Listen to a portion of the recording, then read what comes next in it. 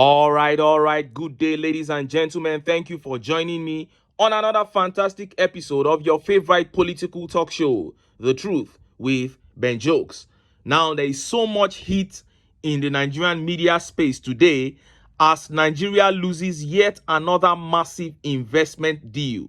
Total Energies, a French multinational integrated broad energy company, one of the 6 largest oil and gas companies in the world, have announced that they will not be investing their $6 billion in Nigeria. Now, remember how Buhari traveled around the world trying to bring in investors, and for 8 years, only Bill Gates came in to start his Microsoft office in Ikoyi, Lagos, and that had nothing to do with Buhari. And I'm not surprised to announce to you that about 2 weeks ago, Microsoft shut down that same office in Ikoyi, Lagos, stating hostility of business environment as their reason. And that added one multinational to the exodus of multinationals from Nigeria. When we say certain things, don't say we are pessimistic. We are just speaking facts. The world has gone beyond many of the things that we still practice here in Nigeria. All these corruption, nepotism, absence of rule of law and dishing out court rulings to the highest bidder. Then judges proceed to acquire properties abroad. Those things are archaic. They are no longer in vogue. No one will want to invest in an environment like that. And our government policies are also so unstable. Today, we are not paying subsidies. Tomorrow, we are paying. The world has moved on from that. And when I say the world, I mean even some parts of Africa. Many parts of Africa. And the evidence is that the rest of the world is choosing other African countries over Nigeria to do business with. Twitter rejected Nigeria and built its African headquarters in Accra, Ghana in April 2021. Bill Gates set up 2 Microsoft centers to cover Africa, one in Ikoyi, Lagos, the other one in Kenya. And like I said earlier, he shut down the one in Lagos and kept the one in Kenya. Now, Total Energies, the French multinational, top 6 largest oil companies in the world, have chosen Angola over Nigeria for their $6 billion investment. Before I show you the embarrassing reason they gave and how Nigerians reacted, let me quickly show you this update. Only federal university students eligible for loans for now. Federal government. The federal government has disclosed that the student loan scheme will only be granted to applicants from federal universities, as the program will be rolled out in phases. This was made known on Monday by Akintunde Sawyer, the managing director of Nigeria Educational Loan Fund, during a conference in Abuja. We will soon begin a program for non-provision for those who want to acquire vocational skills or vocational qualifications. But the first beneficiaries of this loan are students of federal institutions at all levels. It will be for students of all government institutions going forward, Mr. Sawyer said. This comes just a few days after May 24 was announced as the official date for the opening of the student loan portal. Mr. Sawyer said that a maximum of 1.2 million students from federal tertiary institutions will be able to receive the student loans.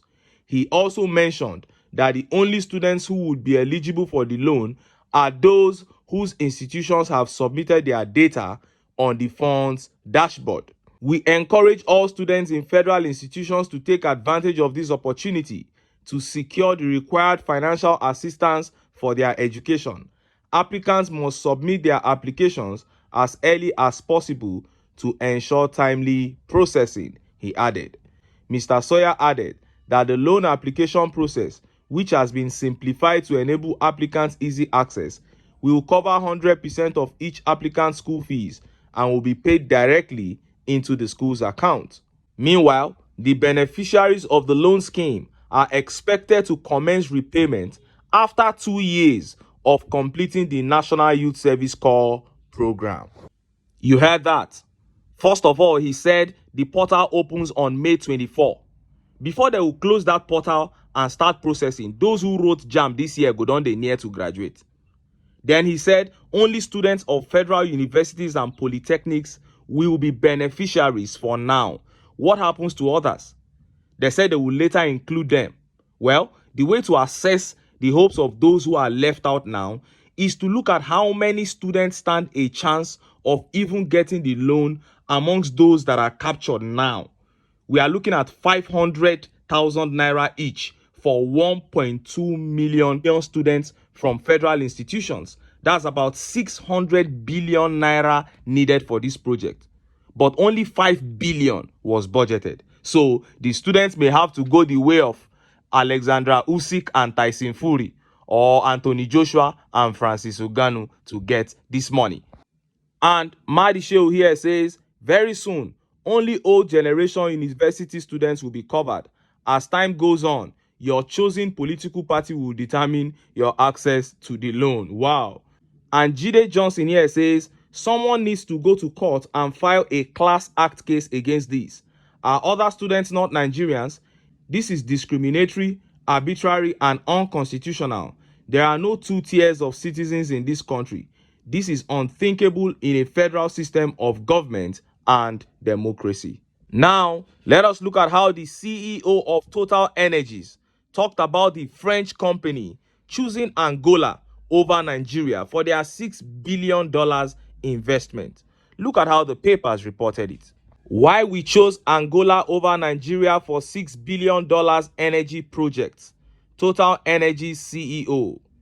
The inconsistency in policy-making decisions led to the diversion of the $6 billion in energy projects to Angola over Nigeria. The Chief Executive Officer of Total Energies, Patrick Poyane, has explained. Poyane, who spoke with panelists of the Africa CEO in Kigali, Rwanda, explained that Angola is a country with a more stable policy framework, which he said every business concerns would first consider before starting investments.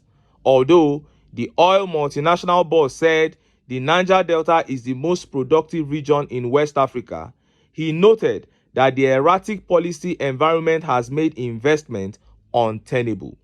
Total Energies has not conducted oil exploration in the region for 12 years. Poyane revealed, adding that Nigeria loves to open topics without closing them. He further stated, you love to debate. There is always a new legislature in Nigeria about a new petroleum law. When you have such permanent debates, it is difficult for investors looking for long-term structure to know what direction to go. In reality, the Niger Delta is the most prolific part of West Africa. But if you look at what happened, because of these debates, there has not been a single exploration in Nigeria for 12 years. He added, it is important to have a debate and then settle it and put a framework on the table that investors can trust. We have countries that have perfectly integrated policies like Angola. So we go to Angola and announced a very large $6 billion project in the beginning of the week because there their framework is stable, so we know where we go, Poyane said. You heard that. We just lost a $6 billion investment because of instability in governance. He said they had not been able to explore in Nigeria for 12 years. That should give you an idea of how long they have been here.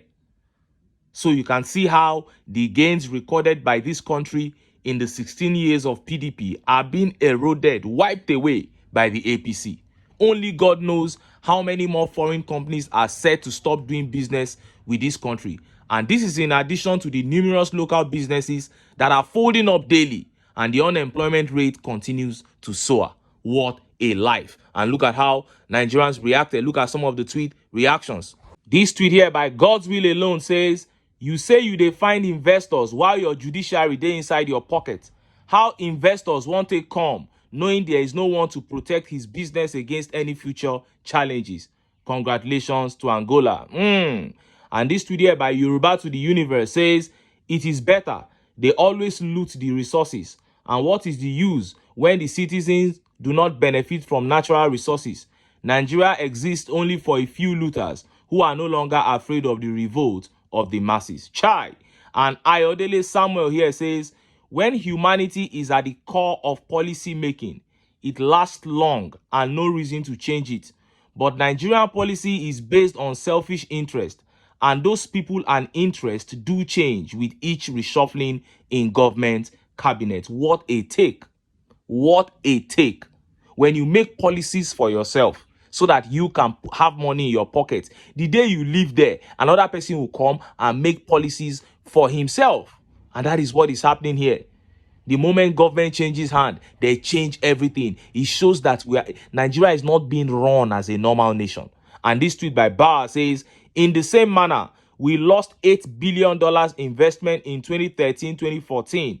The news coming out from Nigeria were horrific, and they eventually pulled the plug and took their money to Algeria. You see? This is how we keep on losing money to all these other African countries that are doing things right. People like Bayo Ononuga will come out and tell you, they make it look as if it is impossible to do the right thing. When something bad happens in Nigeria, they tell you they will look for a country to point at to tell you that it also happened there, so we should accept it. And this tweet by Ednu Tayo says, the same foreign investors they are busy trying to woo, they are not daft like we are here. Many multinationals are downsizing or packing up. Businesses are really groaning due to unfriendly economic policies, and you want others to come sink their monies where it won't yield. They won't do that. You cannot sweet talk any investor into coming to invest in Nigeria. Some of them even know better than those of us living here the problems of this country. They know the problems better. When you try to gaslight them, you try to lie to them that your judiciary they know is in your pocket. When you try to lie that you have tackled insecurity, they know the number of lives that have been lost in the last 3 months. They are the ones to tell you, not the other way around. Those are the people you want to go and deceive. We keep saying it. Until we fix this environment, we will never have investors. And can we ever do that with the APC? No. Why? Because these guys have come to kill, to steal, and to destroy. And if Nigerians want to have their country back, if Nigerians want this country to take its place in the Committee of Nations, if Nigerians want to begin to feel like citizens of an oil-producing state, to enjoy the dividends of coming from an oil-producing country, then they need to cast aside these sentiments that have beleaguered us, that have held us back for so many years. Cast them aside and come together and get in men into leadership who have hearts for the people. But until then, make I still enter town. Make I go get some ogbonge political news wey una go like. Why? Because of una. Now I dey here, so don't go away. Don't go. Sorry.